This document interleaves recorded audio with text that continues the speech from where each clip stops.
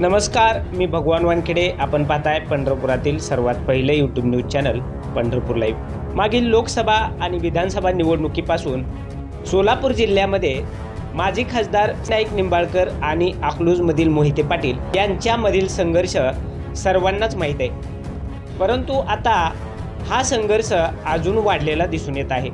अकलूजमध्ये एकानं भाजपाची शाखा काढल्यावरून संबंधित व्यक्तीला मारहाण झाल्याची माहिती आता समोर येते.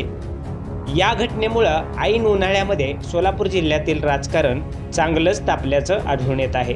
ही बातमी पाहण्यापूर्वी पंढरपूर लाईव्हच्या सर्व दर्शकांना नेहमीप्रमाणे एक कळकळीची विनंती आहे. आम्ही आमच्या बातम्या इतर कोणत्याही सोशल मीडियावर शेअर करत नसल्यामुळं आपणास आमच्या बातम्या फक्त पंढरपूर लाईव्हच्या यूट्यूब चॅनलवरच पाहता येतील.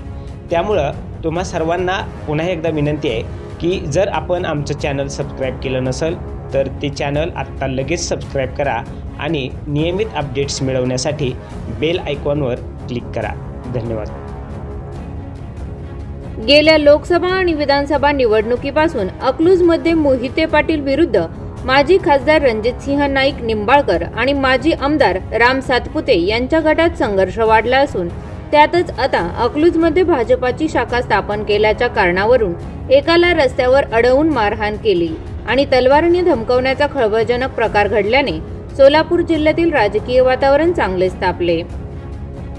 या प्रकरणी अकलूज पोलीस ठाण्यात 7 जणांविरुद्ध गुन्हा दाखल झाला आहे. चेतन अनिल पवार, वय वर्ष 32, राहणार अकलूज, असे या मारहाणीत जखमी झालेल्याचे नाव आहे. चेतन पवार हे सकाळी परगावी निघालेल्या आपल्या आईला अकलूजमध्ये बस स्थानकाजवळ सोडून घरी परत येत होते.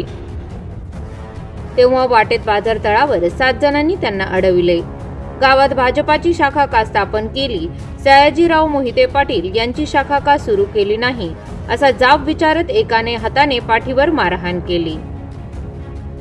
दुसऱ्याने तलवार काढून धमकावत भाजपा शाखेतून नाव काढून घे म्हणून दबाव आणल्याचे तक्रारीत म्हटले आहे. संशयित आरोपीपैकी एकाची ओळख पटली असून इतर 6 जण अनोळखी आहेत.